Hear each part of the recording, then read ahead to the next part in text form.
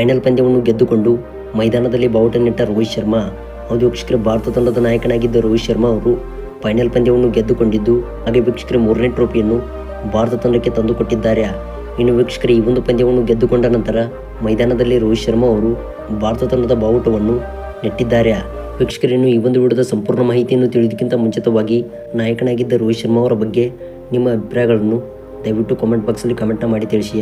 ಹಾಗೆ ವೀಕ್ಷಕರೇ, ವಿಡಿಯೋ ಇಷ್ಟವಾಗಿದ್ದರೆ ದಯವಿಟ್ಟು ವಿಡಿಯೋಗೊಂದು ಲೈಕ್ನ ಮಾಡಿ. ಹೌದು ವೀಕ್ಷಕರೇ, ಇವತ್ತು ಫೈನಲ್ ಪಂದ್ಯದಲ್ಲಿ ಸೌತ್ ಆಫ್ರಿಕಾ ಹಾಗೂ ಇಂಡಿಯಾ ತಂಡವು ಎದುರಾಳಿಯಾಗಿದ್ದವು. ಇನ್ನು ವೀಕ್ಷಕರೇ, ಈ ಒಂದು ಪಂದ್ಯದಲ್ಲಿ ಟಾಸ್ ಗೆದ್ದಂಥ ಟೀಮ್ ಇಂಡಿಯಾ ತಂಡವು ಮೊದಲು ಬ್ಯಾಟ್ ಬೀಸಿತ್ತು.